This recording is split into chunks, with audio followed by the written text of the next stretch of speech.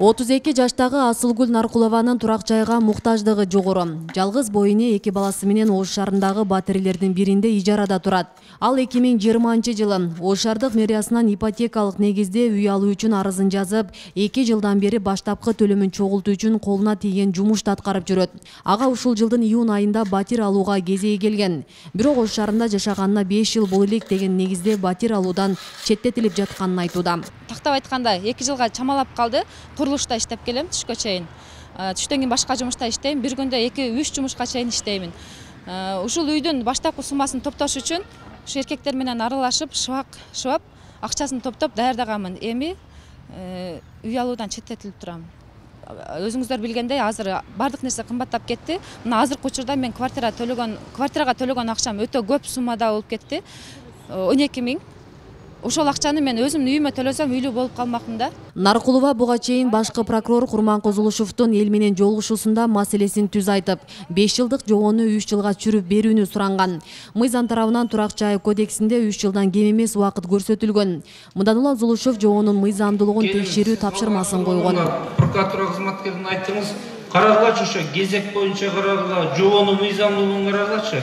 Курманкул Токтуралиевич келгенде ага дагы жеке арыз менен кайрылдым. Айткан мыйзам чегинде текшерип чара көрүп бериңиздер деп. Кийин прокуратурадан мага жооп келди.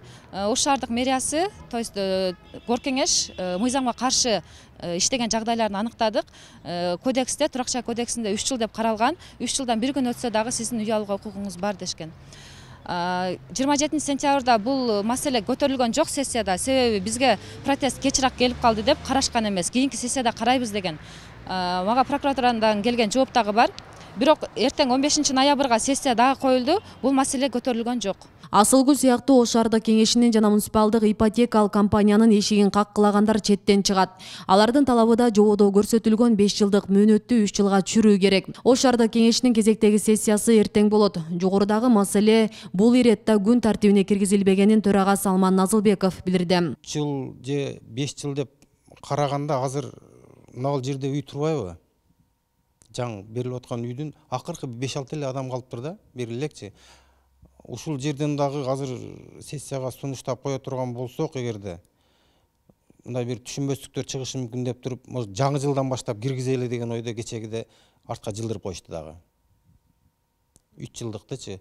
3 жыл, 3,5 жыл, 4 жыл болгон жарандар арыз жазганына, багы шааракел учетко турганына, акыркы үйүн сатты алды деген көплөп продажа сделкалары 5 жыл боло элек жарандар бизге дагы, мага дагы аябай көп кайрылып атышат да. Мен деле ошол нерсеге макулмун өзү. 3 жыл кылып койгон койчу.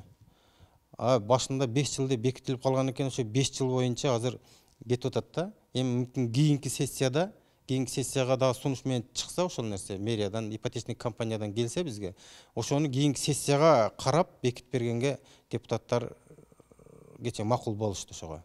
Бул жобобуз коомдук угууда да турган. Ал коомдук угууда ошо өзүнүн срогу бар, ошол срокто турган.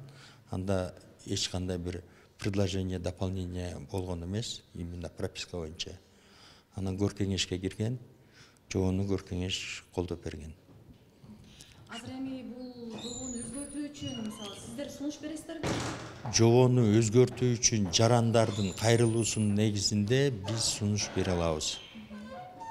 Сунуш бердиңиздерби ушул күнгө чейин? Жок, азырынча сунуш бере элекпиз, себеби дегенде шаардык кеңештин жыйыны азырынча болду элек. Бүгүнкү күндө муниципалдык ипотекалык программанын алкагында Ош шаардык мэриясы тарабынан жалпы 170 адам турак жай менен камсыз болушкан. Ал эми кезекке жазылгандардын саны 2600дөн ашкан. Асия Сыдыкова, Илимбек Турсунбай уулу, Регион телеканалы, Ош шаары.